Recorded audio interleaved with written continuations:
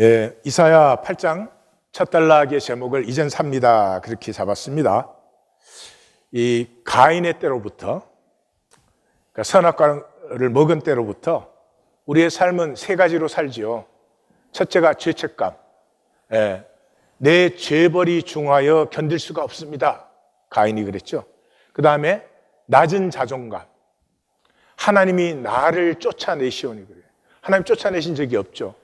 그런데 자기는 쫓겨난 자로 자기가 인식이 돼요. 자존감이 낮은 사람은 남이 자기를 무시하지 않는데, 무시할 시간 없어요, 바빠서. 근데 자기가 무시당하는 걸로 스스로 느끼고 생각을 해요. 그리고 피해의식, 나를 만나는 자마다 나를 죽이겠나이다. 이 죄책감, 낮은 의식, 이 피해의식은 실체가 없는 거예요. 이 현상에 울렁거리는 파도예요. 그래서 평생을 이것에 시달리다가 가는 거죠. 그래서 삶을 한 번도 직면하지를 못해요. 삶은 직면해야 사는 거거든요. 내가 이 땅에 육체로 왔으니까 얼마나 부족하겠어요. 얼마나 죄가 많겠어요. 죄 덩어리지. 얼마나 악하겠어요. 그걸 만나는 순간에, 비밀은, 은혜라는 것은 그거를 만나는 순간에 내가 자유케 돼요. 그걸 만나서 내가 새롭게 사는 게 아니고, 그걸 만나는 순간에 더 이상 그렇게 살 수 없어요. 가령 죄가 많은 사람이 있다 그러면은 죄를 지어서는 안 돼. 그런 사람은 결국은 또 짓고 또 짓고 또 지어요. 그게 자기 힘으로 되는 게 아닙니까? 그러나 내가 이렇게 죄인이구나, 이걸 만나버린 사람은 다시 그렇게 살려고 해도 살 기력을 잃어버려요. 불효자가 내가 불효하구나, 나 때문에 아파하는 부모의 가슴을 만나면 더 이상 불효할 수가 없어요. 마치 그런 것이죠. 그래서 이제는 마귀의 거짓 때문에 나 자신, 이 부족한, 한없이 부족한 나를 직면하는 것이 어렵지만, 두렵지만 더 이상 피하고 유리하는 가인의 삶이 아니라 나의 부족함과 나의 정말 구원 불가능함을 만남으로 말미암아서 안타까워하는 심령에 부어지는 하나님의 은혜가 우리의 삶에 생수의 강으로 솟아나기를 주의 이름으로 축원합니다. 다른 길이 없어요. 내 진실을 만나는 자체가 구원과 새로움이에요. 이걸 자꾸 내 속에서 변명하고 피하고 유리하고 말씀도 안 만나려고 하고 자꾸 생각 돌리고 그럴 필요 없다 이 말이죠. 삶은 관계고, 관계라는 것은 너라는 대상이 있는데 둘 중에 하나죠. 하나는 이용하는 관계죠. 그것은 이제 나의 이익을 위해서 이용을 하는 거죠. 여기 특별히 사기를 친다거나 악한 의도로 한다 그런 말이 아니에요. 그냥 세상 삶의 이 본성이에요. 세상 삶을 혈육으로 살면 다 나 중심적이니까. 나 중심적이니까 너가 나한테 맞춰줘야 돼요. 너가 나한테 맞춰주면 좋겠다는 거예요. 그거를 뭘로 해요? 내가 옳다는 거예요. 그러니까 자기 생각 속에 자기는 항상 옳아요. 고개를 끄덕끄덕 하시면서. 그게 그 사람은 이 우주 만유에서 내 마음대로, 내 뜻대로 될 수 있는 게 한 가지라도 있겠어요? 자기 자신도 안 되죠. 그러니까 모든 것을 패해버려요. 평생을 죽으라고 열심히 살고 모든 것을 패해버려요. 그런데 너를 조건이 아니라 존재, 이 사람이 잘났냐 못났냐 훌륭하냐 이런 게 아니고 하나님이 창조하신 하나님의 형상의 존재로 만나는 사람은 그냥 같이 하는 거예요. 그냥 같이 하는 이제 대표적인 예가 엄마와 아이가 이렇게 함께 하는 거겠죠. 엄마와 아이가 함께 할 때는 생각이 없죠. 그냥 엄마는 아이를 보는 거고 아이는 엄마를 느끼는 거고 서로를 누리는 것이에요. 이 누림으로 우리가 장성해 나가는 거거든요. 하나님은 그릇에 반드시 채워요. 다 지금 복이 있다 없다 그러셔도 자기 그릇만큼 채워져 있어요. 그러니까 내가 보기에 저 사람은 뭐 별로 대먹지 않았는데 하나님이 잘해주시네. 그런 분은 자기가 못 보는 면이 있어서 그래요. 다 자기 복이야. 그러니까 제일 어리석은 게 시기와 미움이에요. 시기와 미움의 사람은 가진 것을 다 빼앗기고 이래요. 예, 왜냐하면 자꾸 안 됐으면 하거든. 자기도 뭐 일부러 그러는 건 아니지만 저 사람은 안 됐으면 이렇게 하니까. 그러니까 우선 내는 주어가 없어요. 동사뿐이에요. 안 됐으면 그러면 자기를 계속 안 되게 하는 거예요. 그 다음에 항상 그 삶의 에너지 파장이 네거티브하기 때문에 부정적인 걸 계속 끌어들여요. 그래서 건심거리가 많아지고 하여튼 생각이 어지러워지고 그래요. 그러니까 현상에 속지 마시고 누구를 보든지 하나님께서 창조한 하나님 형상의 존재를 보시고 방긋. 응? 제가 이 말씀 드리는 것은 이용하지 말라 그런 말이 아니에요. 이렇게 본성인데 무슨 뭐 이용 안 하려고 한다고 되는 게 아니고 거듭나야 된다. 거듭나려고 하면 죽어야죠. 뭐에 대해서? 현상의 허상에 대해서. 이 허상에 대해서 죽어야 돼요. 현상의 허상이라는 걸 아셔야 돼요. 이 모든 현상 세계의 만남은 끝없이 변하는 주객의 상관이에요. 예, 주체는 나죠. 나도 끊없이 변해요. 그러니까 어제 나하고 오늘 나하고 달라요. 절대 같을 수가 없어요. 그러면 너도 어제 너가 오늘 나 똑같은 게 아니에요. 예, 그리고 시시각각으로. 그래서 내가 저 사람을 안다고 내가 이렇게 말하면 너 이렇게 나에게 반응해야 돼. 그러면 그건 완전 웃기는 거예요. 예. 이 사람이 이럴 수 있고 저럴 수 있는 그 확률적인 가능성은 무수해요.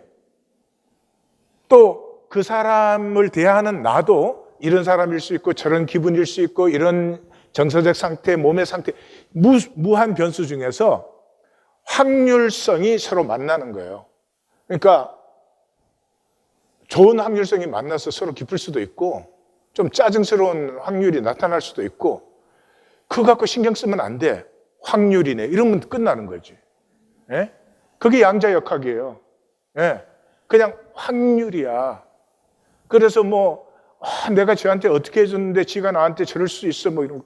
아니 그 사람 안에 그 확률이 들어있고 그걸 만난 나도 또 이런 식으로 내 중심으로 왜곡시키는 확률이 들어있다 이 말이에요.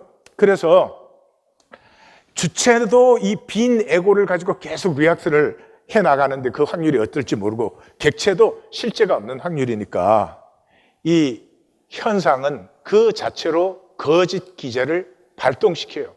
실제가 없으니까.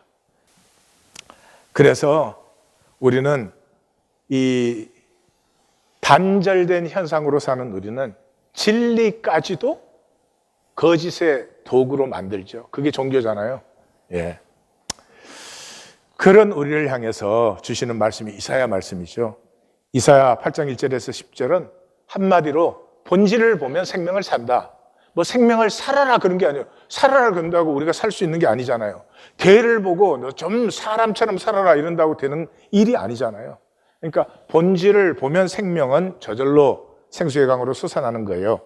1절에 4절은 너희가 거부한 징조를 너희와 너희 자녀가 만난다 하는 것이에요. 1절에 큰 서판에 통용 문자로, 큰 서판은 잘 보이게, 통용 문자는 모두가 알 수 있게 마헬 살렐 하시바스라고 적어라. 노략이 문 앞에 이르렀다. 2절에서는 진실한 정인 우리아와 여베르기야의 아들 스가랴. 우리아는 아하스가 본뜬 아람 제단을 제작한 아하스 측의 대표. 스가랴는 이사야의 제자. 18절에 나오죠. 내 제자들 가운데서 이 서판과 증거를 봉함한다. 그러니까 제자죠. 그래서 이 스가랴가 히스기야의 외할아버지죠. 그래서 스가랴에게서 딸 아바 기억이 좋죠? 그래서 이사야에게서 스가랴로, 스가랴에서 엄마 아바에게로, 아바에게서 히스기야. 그러니까 이 생명의 열매는요, 이렇게 천천히 흐르는 물결이 생명 물결이에요. 요즘 우리는 당대 성공에 미쳐 있어요. 당대 성공. 당대에 막 성공을 해야 돼. 그 성공도 순 가짜. 인간이 만든 거. 무슨 뭐 돈이 있느냐, 뭐 직위가 있느냐, 어쩌냐 저쩌냐 그런. 아니 싹이 나면 싹은 싹이면 되는 거예요. 떡잎이 나면 떡잎은 떡잎이면 돼요. 거기서 줄기가 솟으면 줄기면 돼. 그게 가지가 벗고 이렇게 해서 꽃이 피고 열매가 맺고 그 꽃은 자기가 잘나서 꽃이 된 게 아니지. 이 모든 흐름 속에 꽃이 있고 열매가 있는 거지. 그런데 이 인간이 지금 당대에 다 자기가 꽃 피고 열매 맺어야 돼. 예? 그게 미쳐도 보통 미친 시간이 아니에요. 내 아내를 가까이 하며 아들을 낳은지라. 여기 내 아내가 프로페테스, 네비야 하는 단어예요. 이 이사야의 생명 느낌을 보세요. 자기가 선지 사역을 하잖아. 그런데 아들을 징조로 하나님이 세우시는데 와이프가 없으면 아들을 어떻게 낳나? 그러니까 아내가 자기에게 못지않은 선지 동역자죠. 아들을 낳은지라. 하나님이 설명하지 않았잖아요. 지금 마헬 살랄 하시보스 한데 이거를 뭐 서판에 쓰라고 했지 이 또한 계속된 생명 징조로 세울 것이다 이런 말 안 했잖아요. 근데 벌써 이사야는 딱 느낀 거죠. 아, 스알야숲에 이어서 이 두 번째 생명 징조를 세우는 거예요. 오는 세대가 볼 수 있는 징조를 세우는 것이구나. 지금 이사야가 지금 이 선언하고 있는 건 733년 전이죠. 33년 경이니까 701년에 이 지금 요 이사야의 펄스 파트의 예언 중에 가장 나중에 이루어지는 것이 701년에 예루살렘 포위에서 구원받는 거죠. 그럼 한 22년 남았죠. 여러분 제가 지금 어떤 말씀 드리고 22년 후에 물으면 기억나겠어요? 그러니까 이중으로 전거를 분명히 세워놔라. 그렇게 하시는 것이죠. 이 아이가 내 아빠 내 엄마 부르기 전에 마미 데디 하기 전에 말하기 전에 그러니까 이건 뭐 사실 이 유다식으로 2년이라고도 할 수 있을지도 모르지만 달로 하면 몇 달이에요. 예, 불과 몇 달 안에 이 다메섹과 사마리아, 아람과 에브라임은 아수르 왕에게 망한다. 멸망당하고 점령당한다. 그래서 이 백성, 이 징조를 거부하는 백성들에게 백성과 오는 세대에 이중으로 전거를 분명하게 세워놔라. 그래서 이제는 더 이상 아하스에게만 말씀이 아니라 이 백성에게 말씀이기 때문에 이 백성이 사회, 데이라는 대명사로 사회 이렇게 나와요. 그리고 정인을 세운 서판과 아들의 그 이중 전거로 세우는 거예요. 5절에서 8절은 본질의 징조를 보지 못하는 것이 멸망이에요. 본질을 보지 못하면 뭐 몸부림을 쳐도 현상의 허물을 살아요. 예. 생명이 피어나지 않아요. 열리질 않아요. 여호와께서 다시 내게 말씀하여 이르시되 참 우리는 더하지만 답답하죠. 7장 10절에 이미 또 말씀하셨다. 8장에 들어오자마자 내게 이르셨다. 다시 말씀하신다. 딱 징조 하나 말하는 거예요. 예. 너희 현재 상태는 심판받아야 된다. 그리고 심판을 통해서만 남은 자, 참된 생명 씨앗이 이제는 피어나게 된다. 이 한마디인데 그렇게 안 들어요. 말씀하시고 또 말씀하시고. 이 백성은 이미 1장에 시작할 때부터 나의 백성 이렇게 해서 언약의 백성이죠. 천천히 흐르는 실로아의 물을 버리고 이 생명 물결, 본질의 물결은 이제 깊이 흐르기 때문에 천천히 흐릅니다. 예, 그래서 이 실로, 이 발음이 다르지 같은 것이에요. 근데 가나안 정복 때부터 이 솔로몬 성전까지 한 300년 동안 이 실로가 이스라엘의 수도였어요. 예, 그래서 에브라임 땅에 있었죠, 실로는. 이 사사시대와 왕국시대 들어서기까지 사울과 다윗을 통해서 왕국시대가 세워지잖아요. 그 안에 이 사사시대가 제일 어두운 시대였어요. 그럼에도 불구하고 남은 자들이 있었어요.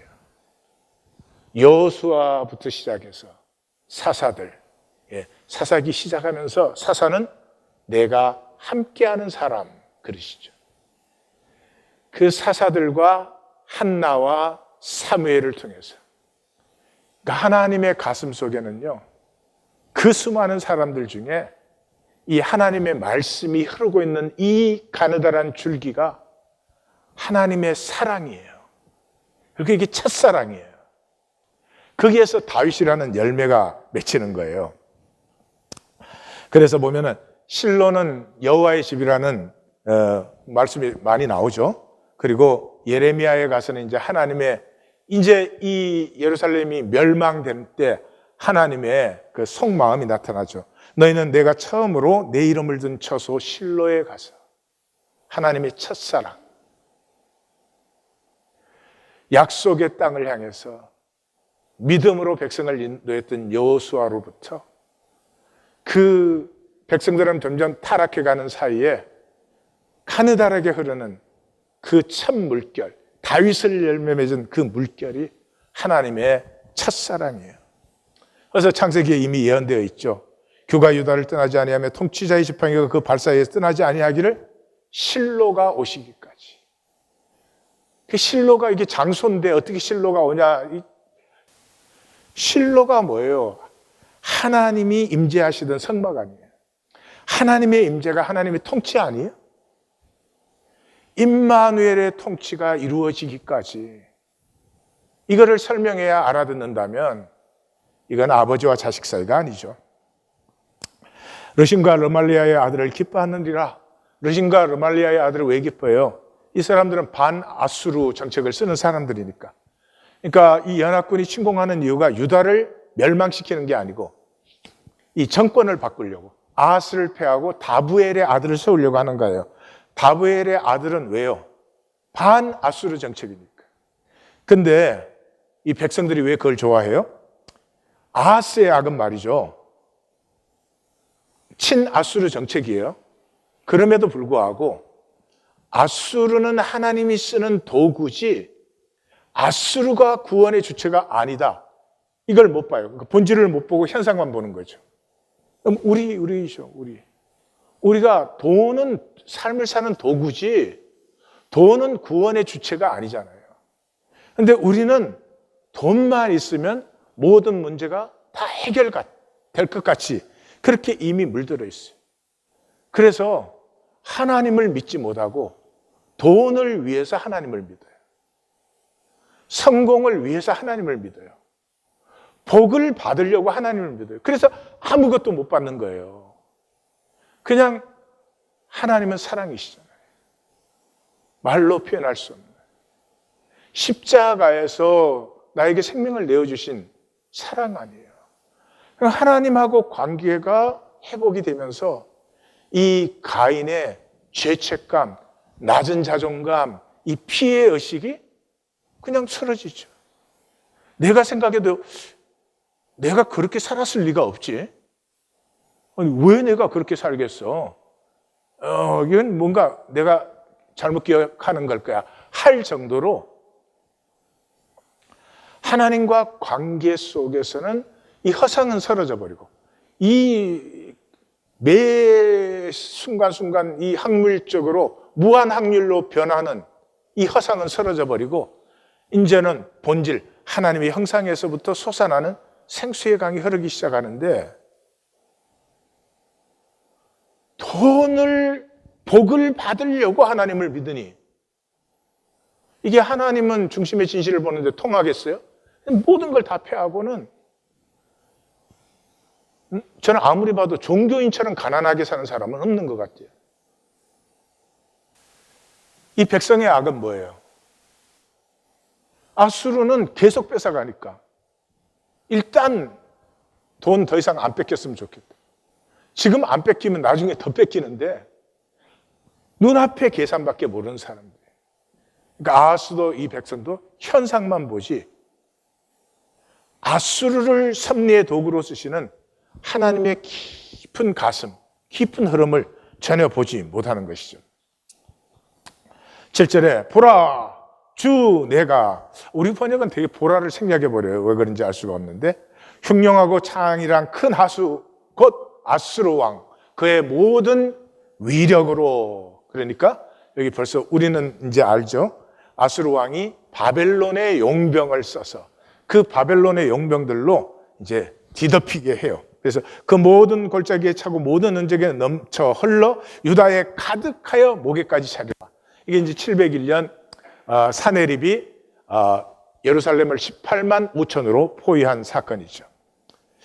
그랬는데 임마누엘이여 그가 펴는 날개가 내 땅에 가득하리라.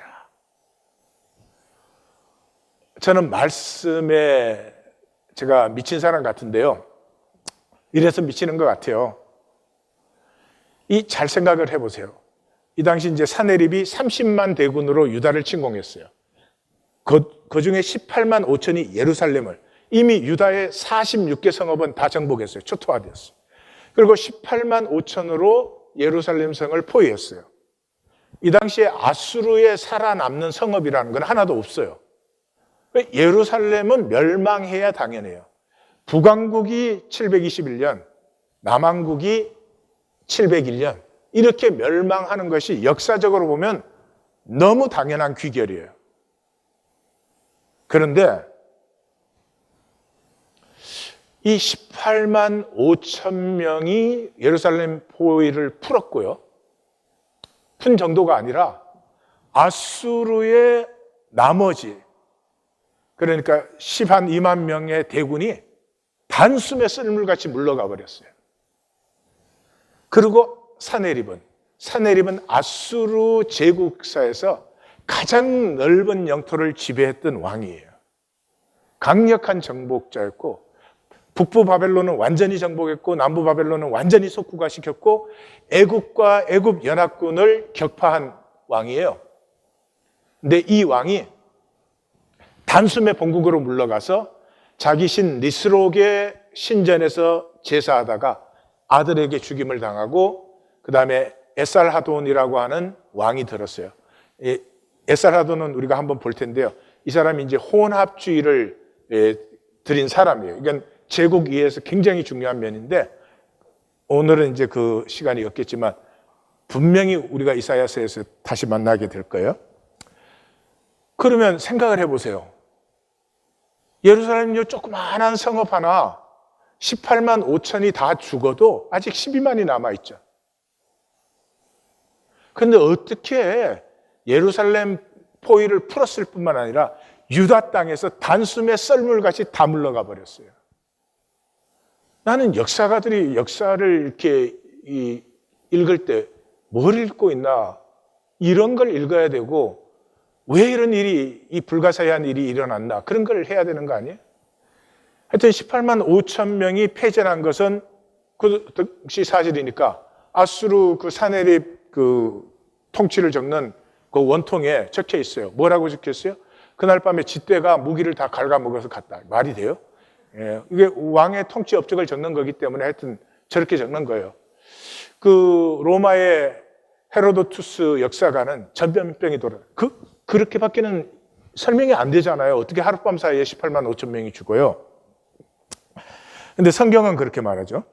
이 밤에 여호와의 사자가 나와서, 여호와의 사자 그러면 되게 천사예요. 천사거나 하나님은 안 보이시잖아요. 그러니까 하나님의 능력도 안 보이시죠. 근데 그 하나님의 능력이 현상에 보이도록 나타날 때가 있어요. 그때를 이제 여호와의 사자, 여호와의 손, 뭐 이런 이 표현을 쓰죠. 아수르 진영의 군사 18만 5천 명을 친지라 아침에 일찍이 나가보니 다 송장이 되어 있었더라. 여러분 잘 보세요. 지금 사네립이 30만 대군으로 유다의 이 진을 치고 있었는데요. 이 밤에 이 사건이 일어나서 썰물이 빠지듯이 싹 빠져나가 버렸어요. 이건 말로 설명할 수 없고 머리로 생각할 수 없는 어떤 어마어마한 공포와 두려움이 엄습한 거예요. 안 그러고는 지금 더 약이 올라서라도 예루살렘을 치지요. 이게 이런 하나님의 역사가 역사에 선명하게 기록되어 있어요. 하나님 그렇게 뭐 구름 잡듯이 믿는 거 아닙니다. 또 어떤 분들은 그래요. 어떻게 그렇다고 자기 자식을 아수르 손에 넘기나. 이게 아수르가 너무 잔인하니까. 예. 근데 지금 상황이 이런 상황이에요. 아이가 뇌암에 걸렸어요. 어느 부모가 그 머리를 쪼개고 그 뇌에 칼을 대려고 하겠어요. 근데 뇌암이 걸렸으면 어떻게 할 수 없이 수술을 해야지.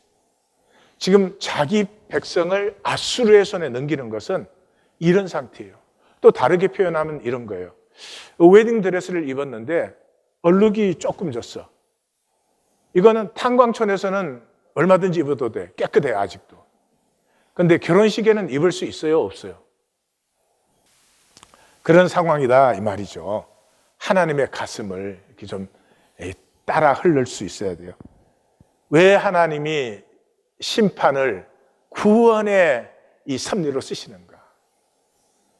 그게 That's the only way예요.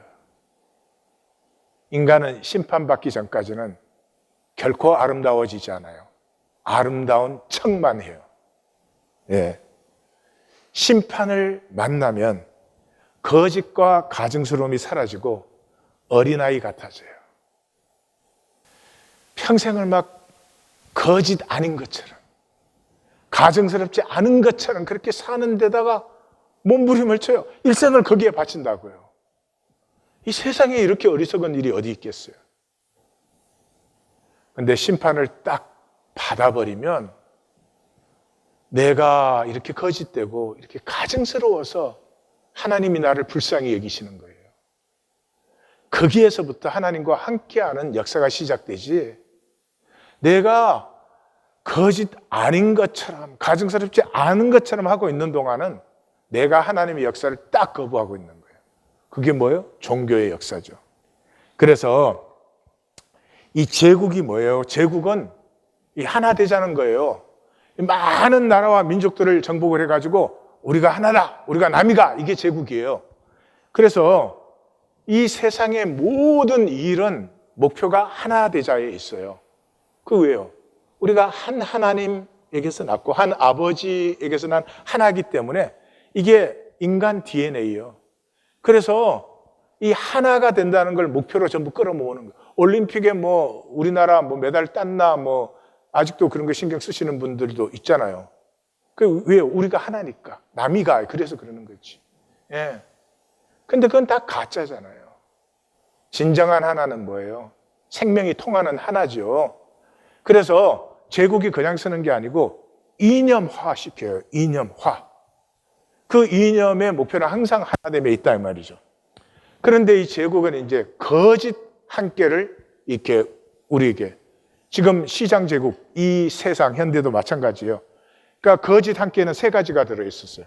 처음에는 anonymity가 들어있어요.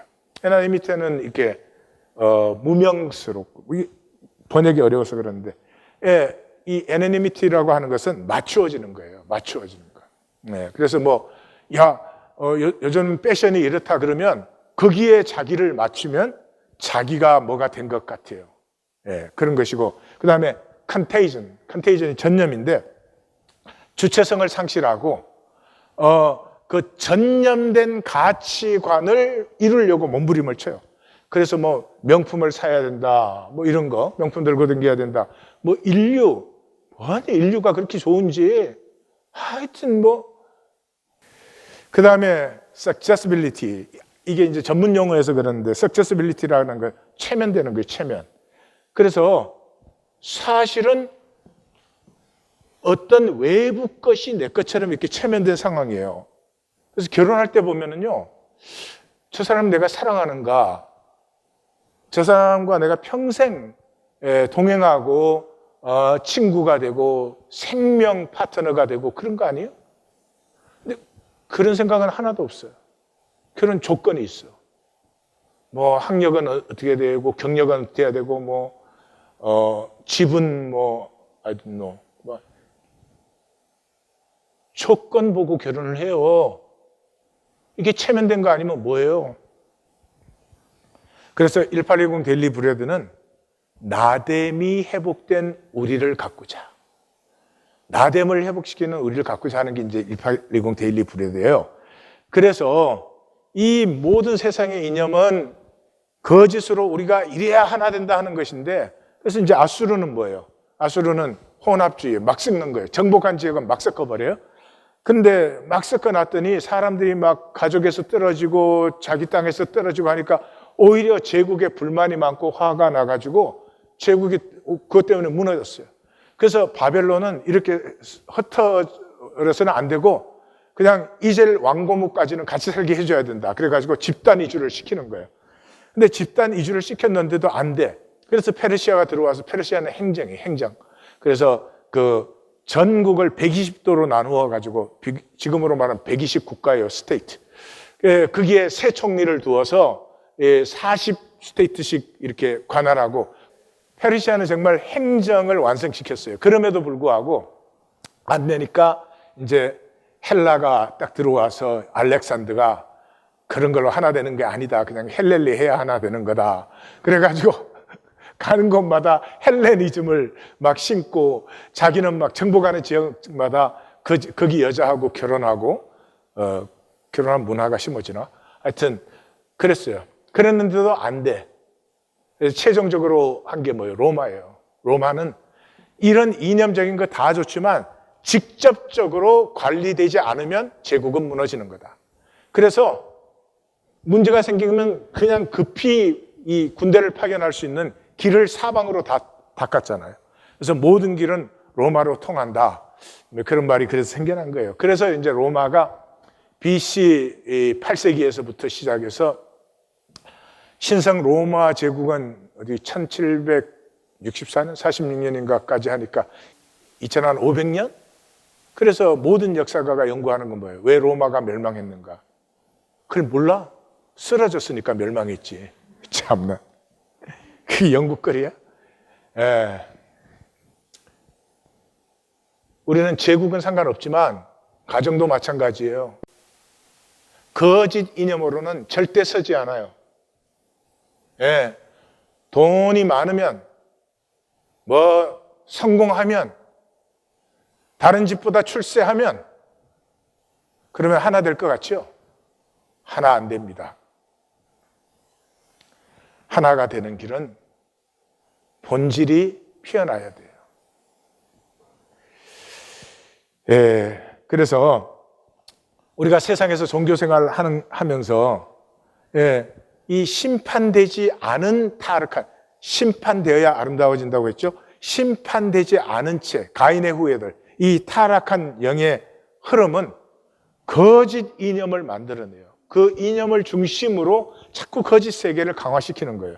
그래서 아수르가 이제 정복 제국은 첫 제국인데 아수르를 창설한 nimrod이 죽으니까 태양신이 되고 그 안에 세미라미스는 하늘 여왕이 되고 그 아들 담무스는 부활의 신이 되었어요.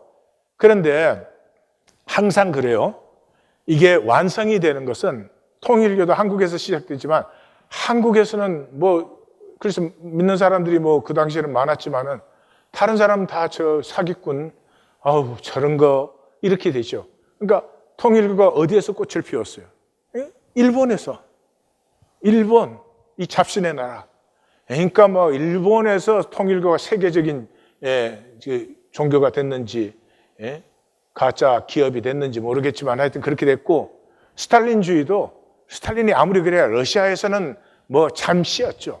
근데 이게 북한에 들어와 가지고는 무슨 뭐 이게 세상에 저렇게 되는 거죠. 항상 그런 거예요. 그래서 이 아수르에서 시작이 됐지만 이게 종교로 완성된 것은 바빌론에서 완성이 됐어요. 그러니까 신화화가 완전히 이루어졌어요.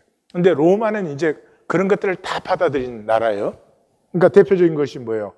로마가 카르타고를 정복했는데 지금 로마법이 국제 만민법의 기초가 되어 있잖아요. 근데 로마는 법이 사실은 시원치 않았어요. 근데 카르타고는 군대가 없는 나라예요. 무역으로 지중해를 장악했던 사람들이에요. 그러니까 법이 좋아야 돼요. 물건 갖고 가고 나서 난 못 내겠다 막 이러면 상업이 안 되잖아요. 그래서 카르타고는 법이 발달되어서 카르타고의 법을 그대로 받아들인 게 사실 로마 법이고 이게 지금 만민법의 기초가 된 거예요. 그래서 이 아수르부터 시작된 거짓 인형, 거짓 종교의 총화가 이루어진 게 로마예요, 로마. 그래서 이 세미라미스를 Mother of all Gods이라고 불러요. 이 세미라미스에게서 모든 신들이 이제 탄생되게 되는 거예요. 저게 세미라미스가 아들 딥무스를 안고 있는 거예요. 많이 본 장면 아니에요? 많이 봤죠? 예, 캐톨릭 가면 뭐 그냥 안에서 보고 밖에서 보고 들어가면서 보고 넘어지면서 보고 자빠지면서 보고 뭐 봅니다. 저게 이제 수메르에서 저렇게 수메르의 역사고, 그 다음에 이집트의 역사, 저게 인도로 가서는 저렇게, 그 다음에 이제 심지어 중국의 상무, 그 다음에 불교, 그리고 기독교에 와가지고 성모 마리아와 아기 예수가 된 거 아니에요. 성경 어디에 성모 마리아가 나와요? 하나님의 섭리의 생명 흐름이 나오는데 저걸 이념화 종교화 시켜가지고, 왜 이념화 종교화 시켜요? 그렇게 해야 사람이 인위적으로 컨트롤 되니까. 종교 목회는 목적이 뭐예요? 제가 첫 번째 목회해 보니까 휴먼 매니지먼트예요. 사람들 많이 들어오게 하고, 그 다음에 그냥 적당히 잘 대접해 줘가지고 여기 많이 모이면 장땡이야. 살아계신 하나님을 만나고 자유해져서 내 안에 주신 하나님의 생명이 열리고 피어나고 그 기쁨을 나누고 누리는 하나됨, 이 본질, 진리, 실제는 버려두고 막 교리 이런 걸로 그냥 사람을 컨트롤하려고. 그래서 예루살렘이 멸망할 때 이 유다 백성들이 뭐라 그래요? 이 하나님의 심판을 받으면서 심판받는 줄을 모르고 하늘 여왕에게 제사를 패했더니 우리가 이렇게 지금 공고하게 산다. 예? 에스겔에게는 이 하나님이 버리신 성전을 다시 데리고 와서 보여주잖아요. 보여주는데 여호와의 전에서 담무스를 섬기고 있어요. 여호와 전을 등지고 태양신을 섬기고 있어요. 그래서 세상 역사는 뭐 아수르, 바벨론, 페르시아, 헬라, 로마 이렇게 가지만 하나님의 영적 안목에서는 바벨론이 계속되고 있는 거예요. 지금 현대 시장 제국은 바벨론이에요, 바벨론. 그래서 성경에서는 로마를 말하는데 계속 바벨론이라고 하는 거죠. 그래서 컨스탄틴이 로마가 4개로 갈라졌는데 그 4개로 갈라진 로마를 이게 통일한 사람이에요. 근데 컨스탄틴은 통일할 수 있는 사람이 아니었어요. 왜냐 그러면 컨스탄틴은 우리로 말하면 수경사, 수도경비사 사령관이에요. 그런데 컨스탄틴이 이겼잖아요. 어떻게 이겼어요? 머리가 뱅글뱅글 잘 돌아가는 사람이잖아요. 그 당시 로마의 군인이라는 건 다 자기 종교를 갖고 있어요. 자기 신을. 근데 그리스도인은 10%도 안 되는데 그 병사들은 자기를 위해서 신을 섬기지만 그리스도인은 자기들이 믿는 신을 향해서, 컨스탄틴이 볼 때 자기 생명을 내어주잖아요. 그래서 그 컨스탄틴 전이 디오클레시안 황제인데 이 사람 노예에서 황제까지 올라간 사람이 대단한 사람이죠. 가장 심각한 핍박이 그때 일어났어요. 그래서 그리스도인을 고발하면 그리스도인을 종으로 주고 그 재산을 다 넘겨줘요. 그러니까 살아날 길이 없죠. 그리고 성직자는 무조건 죽이고. 할렐루야. 야, 나 그때 안 한 게 참 다행이야. 예, 그리고 성경책은 무조건 불태웠어요. 굉장히 조직적인 사람이에요. 기독교를 조직적으로 말살을 하려고 했는데 그 원로원에 의해서 너무 잔인하니까 쫓겨났어요.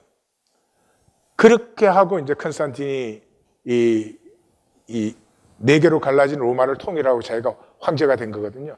그러니까 컨스탄틴에게 필요한 것은 한 로마, 한 황제, 한 법률, 한 종교예요.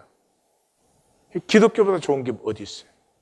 그래서 이 기독교를 쓴 거예요. 자기는 태양신 숭배자예요. 그래서 컨스탄티노플로 수도 이전을 하고 나서 동전에도 태양신을 섬기고 그 광장에도 태양신을 모자이크를 새겨 넣으면서 그리스도하고 짬뽕을 시켰죠. 그리고 이때로부터 마리아와 예수상이 나타나고 십자가상, 교회마다 시뻘건 네온사인 거는 이유를 나는 모르겠어 도대체. 십자가를 살라 그랬지 꼭대기 붙여라 그랬나? 그리고 사도행전을 보세요. 날마다, 그때는 식사를 같이 나누니까 날마다 지금 우리는 날마다 만날 필요는 없어요. 그때 그것은 날마다 모이는 것이었고, 안식 후 첫날, 안식 후 다음 날은 주님이 부활하신 날로 날마다 모이는데 더 특별히 주님의 십자가 부활을 묵상한 거예요. 근데 그걸 갑자기 썬데이로 만들었어요. 그리고 부활절을 절기를 만들고 성탄절을 절기를 만들고, 부활절 만든 건 좋은데 바벨론의 토끼는 왜 갖고 들어오냐고. 바벨론 종교에서 토끼는 번식, 토끼는 굉장히 잘 번식합니다. 번식과 정력의 상징이에요. 그래서 예수님이 졸지에 정력과 번식의 상징이 됐습니다. 웃으시죠? 그 짓을 우리가 지금 하고 있는 거예요. 그러고는 이제 그때부터 선악과 논쟁이 시작돼요. 이기면 지는 쪽을 제거하든지 죽이든지 힘을 잡을 수 있으니까. 이제 제국 종교가 됐으니까 힘을 잡을 수 있으니까. 그러니까 뭐 니케아 공예는 성부와 성자가 똑같냐, 약간 차이 있느냐. 이게 말이 되는 논쟁이에요. 그리고 컨스탄티노플 퍼스트, 에베소, 칼케돈, 컨스탄티노플 세컨드 이렇게 해서 막 공예들이 쫙 하면서 그냥 지면은 죽거나 추방당하거나 그 짓을 해요. 원수도 사랑하는 십자가는 어디에 있어요? 컨스탄틴 기독교가 지금까지 흘러온 것이고, 컨스탄틴 기독교는 예수님과 아무 상관이 없어요. 사도 공동체와 아무 상관이 없는 거예요. 그 그릇을 하나님이 지키고 계시는 이유는 그 그릇 속에 남은 자들이 흐르고 있어요. 극히 가느다란 물결로, 극히 천천히 흐르는 물결로. 현상계는 선전하지 않아요. 예? 우리가 종교에서 우리를 속이는 게 뭐예요? 난 나름대로 그래도 선하게 산다. 나 교회 다니면서 선하게 산다. 하나님에겐 그게 제일 악한 거예요. 악한 자가 악하면은 그거는 변할 수 있고 돌이킬 수 있는 거잖아요. 근데 악한 자가 적당히 선으로 악을 가리고 적당히 선하게 살아. 절대로 돌이켜지지 않고 절대로 거듭날 수 없죠. 절대로 심판을 만나지 않죠. 이게 누가 시작한 거예요? 사탄이 가인에게 주입시켜서 시작된 거 아니에요. 예. 이 현상계 이념 주입은 항상 종교를 통해서죠. 아수르 신을 통해서, 바벨론 종교를 통해서요. 그래서 지금 이 시장 시대, 이 자본주의 시대의 이념이 어디를 통해서 사람들에게 주입되고 있어요? 종교를 통해서. 모든 종교 다예요. 모든 종교는 돈으로 다 통일됐잖아요. 예? 그게 무슨 유대교가 됐든 이슬람이 됐든 힌두교가 됐든 불교가 됐든 무슨 유교가 됐든 그 종교에 있는 사람들이 뭐를 중심으로 삼고 있어요? 돈이요. 당장 기독교만 봐요. 뭐 돈, 성공, 학벌, 재력, 가문, 이게 교회처럼 대접받는 데가 어디 있어요? 지금 세상 나가서 뭐 내가 무슨 인류대를 나왔다. 요즘 제너레이션한테 그 말 하면은 그 말하는 사람을 불쌍히 여기지. 어떻게 사람을 보지 않고 조건을 보면서 예수, 하나님 그럴 수가 있어요? 이 9절에서 10절은 이 7장 1절에서 9장 7절까지 큰 단락의 중심 부분이다 하는 걸 우리가 같이 보았죠. 예. 민족들아 함성을 질러라. 먼 나라 백성들아 허리를 동이라. 너희는 허리에 띠를 메어라. 너희는 함께 계획하라. 서로 말하고 의논해가지고 한번 해보아라. 현상의 문제는 뭐예요? 그렇게 하면 되는 것 같아요. 뭔가가 일어나요. 문제가 뭐예요? 끝내 패망하리라. 현상에서는 아무리 무엇을 해놔도 끝에는 다 허무하고 패해지는 것이에요. 그게 문제예요. 우리가 종교로 살면서 얼마든지 신실해도 보이고 거룩하게도 보이고 교회 다니는 착한 사람으로 보일 수 있는데 문제는 끝이요. 죽을 때는 그런 건 다 쓰러져 버려요. 하나님 앞에 내가 누구냐. 하나님 앞에 섰을 때 내가 누구냐? 이때 제일 악한 것은 악하면서도 악하지 아니한 척하고 살아옴.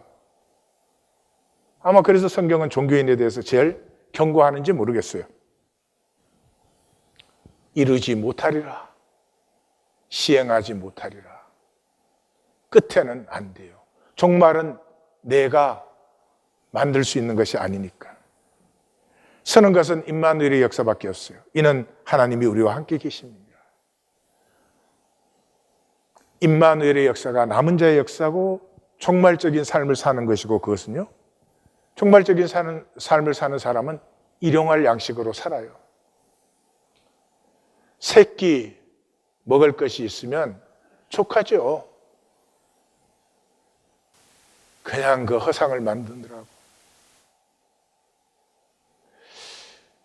내게 생명이 있고 하늘과 땅이 있고 이 신비한 조화가 매일매일 새로워요. 그렇게 어린아이 같이 살면 마음은 맑고 푸르러지고 삶은 싱그럽고 힘이 있어요. 번쩍번쩍 그렇게 보이는 힘이 아니라 잔잔히 흐름에도 불구하고 뭔가 새 기운이 느껴지는 이 현상의 삶은 자신의 존재를, 자신의 실제를 몰라요. 이 가인의 죄책감, 열등의식, 낮은 자존감, 피해의식으로 그 허상의 울렁거림으로 살아요. 그래서 여기 있을 때는 이렇게 좀 괜찮아. 근데 문 나가는데 어떤 사람이 인상이 샥 내려가 그냥. 근데 침교실 가서 밥을 보니까 샥 올라가. 근데 이 배식하는 사람이 앞에 사람한테는 많이 주고 나한테는 적게 주니 또 샥 내려가. 그걸 살아요. 에너지가 낮아서 보이기밖에 못해요. 실제로 내가 그런 사람은 되지 못하고 보이기밖에. 이걸 내가 만들었으니 인정하고 존중받기를 막 구하죠. 그래서 평생이 그거예요. 안 가난한 척, 부족함이 없는 척, 무기력하지 않은 척, 권태롭지 않은 척. 행복하세요? 행복하십니까? 나날이 생명의 기쁨을 누리는 이 신비한 천지의 조화를 누리는 행복이 있으십니까? 뭘 이상한 걸 하나 사들고 그거 가지고 행복한 척하고. 본질의 사람은 실제를 보는 사람이에요. 예수님이 거듭나지 않으면 하나님 나라가 뭐예요? 실제 본질 세계를 볼 수 없다는 거죠. 본질 세계를 딱 만나면 더 이상 보이게 안 하죠. 그 짓을 왜 하겠어요? 만들게 안 하죠. 이제 나의 싸울 선한 싸움과 나의 달려갈 나의 길과 내가 지킬 믿음이 생기죠. 그리고 삶으로 살아요. 말로 살지 않고. 저게 신영복 씨 아시죠? 군사독재 때 이렇게 막 간첩이라고 잡혀들어가지고 25년인가 감옥에 계시다가 이제 정권 바뀌어서 나왔는데, 저 삶이라고도 읽을 수 있고 사람이라고도 읽을 수 있죠. 삶이 사람이에요. 삶은 헛되게 거짓되게 살면서 사람은 되고 싶고 그런 것은 없어요. 1820 데일리 브레드는 자립하자. 자립하자 그 말은 나됨을 이제는 회복하자. 디펜던시도 안 좋아요. 의존성도. 인디펜던스도 안 좋아요. 난 너 상관없어. 나는 혼자 잘 살아. 이것도 못난 것이죠. 인터디펜던스. 근데 서로 상호 의존인데 이 생명의 상호 의존이라는 것은 도와주세요 할 수 있는 거예요. 부부 사이도 이 말을 할 수 있을 때까지는 그냥 생존 동업자요. 이 1820 데일리 브레드는 사실은 내가 참 비참합니다. 아니에요? 나를 좀 도와주세요. 사실은요, 나 정말 더러운 사람입니다. 예. 나 참 째째하고 인색한 사람입니다. 그것들을 어떻게 하세요? 저부터 우리 모두가 평생 숨기는 거예요. 숨기기 위해서 척하고 척하기 위해서 이 세상의 헛된 이념을 받아들여서 그걸 내 방패로 쓰려고 하는 거예요. 그럴 필요가 없잖아요. 그럴 필요가 없잖아요. 죄인이면 구원하는데, 죄인이면 은혜를 부으시는데 그럴 필요가 없잖아요. 이제는 정답과 옳음으로 힘을 갖고 나는 옳고 너는 틀렸다, 이것이 아니고 생명 느낌으로, 너가 비참해질 때는 내가 너의 쿠션이 되어주고, 내가 내 자신이 너무나 싫어질 때 너는 나의 에이젤, 나의 돕는 배필이 되어주고, 생명이 통하는 생명 느낌. 우리는 생명이 통하지 않기 때문에 관계가 불능이에요. 관계할 줄 몰라요. 그래서 관계할 줄 제일 모르는 증거가 뭐예요? 부모-자녀 관계예요. 예. 부모-자녀 관계 통이 없어요.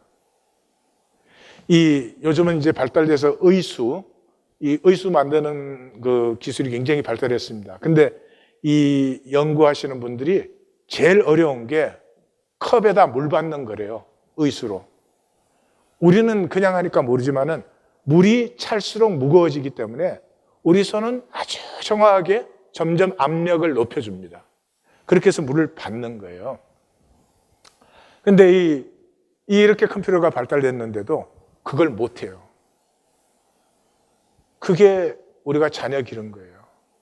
자녀가 어릴 때는 꽉 잡아줘야 돼요. 안정감을 느끼게. 그때는 팍 풀어줘. 슈퍼마켓 가서 뭐 먹을래? 어느 시리얼 막. 그렇게 애는 그때 선택할 수 있는 기력이 없어요. 그러면 뭐 먹을래? 그러면 햄버거? 짜장면? 이제 티네이저가 되면은 자기를 찾기 시작해요.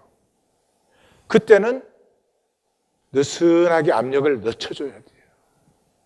그래서 아이가 자기를 찾으면서도 실수도 해보고, 실수를 할 때는 괜찮아, 조금 더 조여도 줘보고, 이렇게 아이가 자라는 변화를 따라서 내가 함께 해주는 거예요. 이게 통하는 것이고 이게 관계인데 이 세상에는 없는 것이에요. 1820 데일리 브레드는 이 당연한 것을 회복하고 우리 안에 이미 있는 것을 누림으로 말미암아 생명의 부여를 함께 누리자. 기도하십시다.